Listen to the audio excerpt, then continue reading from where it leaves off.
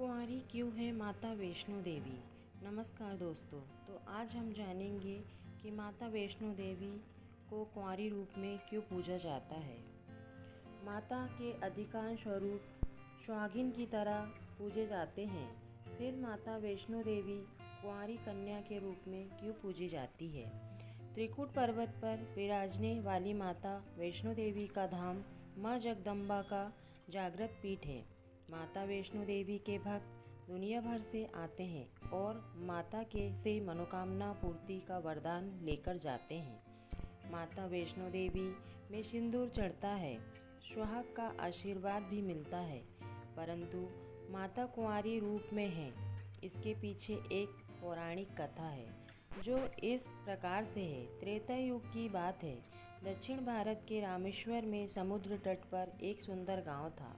रत्नाकर पंडित यहीं रहते थे। रत्नाकर शिवजी और माँ आदिशक्ति के बड़े भक्त थे। गांव शहर में रत्नाकर का मान तो बहुत था, पर उन्हें कोई संतान न थी। रत्नाकर की पत्नी हमेशा माँ आदिशक्ति से संतान प्राप्ति के लिए प्रार्थना करती रहती थी। उन्होंने लगातार कई वर्षों तक माँ की पूजा अर्चना की। कई सालों से संतानहीन रत्नाकर की पत्नी की प्रार्थना एक दिन माँ ने सुन ली। वह गर्भवती हुई तो एक रात रत्नाकर के स्वप्न में एक बालिका ने आकर कहा, मैं तुम्हारे घर आ रही हूँ, पर एक शर्त पर। मैं जो कुछ करना चाहूँ रोकोगे नहीं। पुजारी और सिद्ध पंडित रत्नाकर को यह आभास हो गया कि माँ आदिशक्ति के सत, रज और तम को दिखाने वाले तीन रूप महासरस्वती, महालक्ष्मी और महादुर्गा ने मिलकर ही इस कन्या का रूप लिया है। नियत समय पर इस दिव्य कन्या का जन्म हुआ। रत्नाकर को यह भी पता चला गया कि यह कन्या माँ आदिशक्ति ने धर्म की रक्षा के लिए ही प्रकट की है। रत्नाकर उसी भाव से कन्या का लालन पालन करने लगे। तीनों महाशक्तियों के मिलन के उस स्वरूप को उन्होंने त्रिकुटा नाम दिया। त्रिकुटा का स्वभाव जन्म से ही अनूठा था। बचपन से ही वह पूजा पाठ और धार्मिक कार्यक्रमों को देखकर प्रसन्न होती। अभी 10वां साल शुरू ही नहीं हुआ था कि त्रिकुटा को यह पता चल गया था कि भगवान विष्णु ने भगवान श्री राम के रूप में धरती पर अवतार ले लिया है। त्रिकुटा ने यह व्रत ले लिया कि वह भगवान श्री राम से ही विवाह करेगी, अन्यथा आजीवन अविवाहित रहेगी। त्रिकुटा ने अपने पिता से कहा कि वह रामेश्वर के तट पर रहकर तपस्या करना चाहती है। सत्य के अनुसार रत्नाकर ने उसे नहीं रोका। 10 वर्ष की उम्र से ही त्रिकुटा समुद्र तट पर एक कुटी बनाकर रहने लगी। वह भगवान श्री राम को पति के रूप में मानकर उनको पाने के लिए कठोर तप करने लगी। इसी तरह घोर तप करते त्रिकुटा को बहुत बरस बीत गए। सीता हरण के बाद भगवान श्री राम लक्ष्मण के साथ दल बल लेकर सीता की खोज करते हुए रामेश्वर पहुँचे। श्री राम को पुल बांधने तक यहाँ ठहरना था। भगवान एक दिन विचरण कर रहे थे, तभी समुद्र तट पर एक तेजस्विनी ध्यान मग्न कन्या को देख बहुत चकित हुए। उस कन्या के ओज और आभा से वह स्थल अलग ही रोशनी से प्रकाशित हो रहा था। भगवान श्री राम को कौतूहलवश उस कन्या के तपोस्थल तक पहुँचे। प्रभु ने उस कन्या से पूछा, तुम कौन हो देवी, और इतनी कम उम्र में इतना कठोर तप क्यों कर रही हो? ऐसी क्या अभिलाषा है जिसके लिए ऐसा घोर तप करने को विवश हो?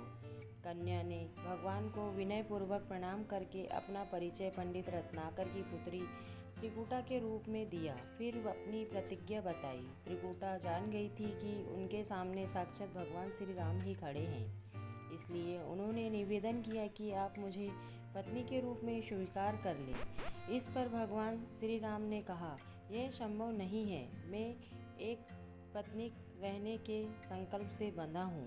अपनी पत्नी के अपहर्ता को दंड देने के लिए यहाँ तक सेना सहित आया हूँ। त्रिकुटा को यह सुनकर आघात पहुँचा। उन्होंने अपने कठोर तप का वास्ता दिया और भगवान से विवाह करने की पुनः याचना की।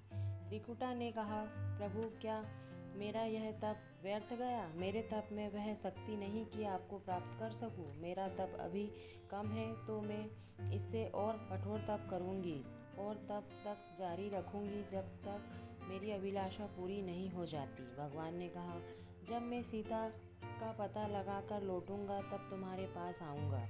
यदि तुम मुझे पहचान लोगी तो मैं तुम्हारी इस बात पर सही निर्णय करूँगा। त्रिकुटा को इस बात से बड़ी प्रसन्नता हुई कि उनका तप सफल है। भगवान ने उन्हें वरण का एक आश्वासन दिया।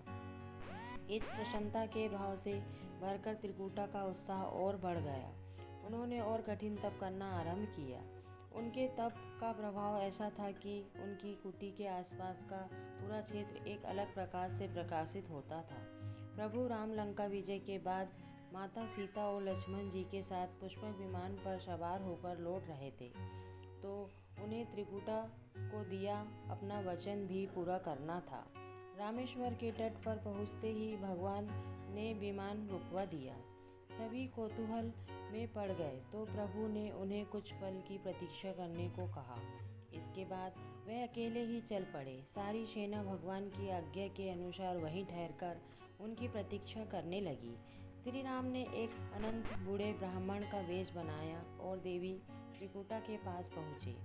प्रभु के उनके पास कुछ पल रुके, पर त्रिकुटा उन्हें पहचान न सकी। भगवान ने उन्हें अवसर दिया, पर उनकी लीला को देवी त्रिकुटा भाप न पाई।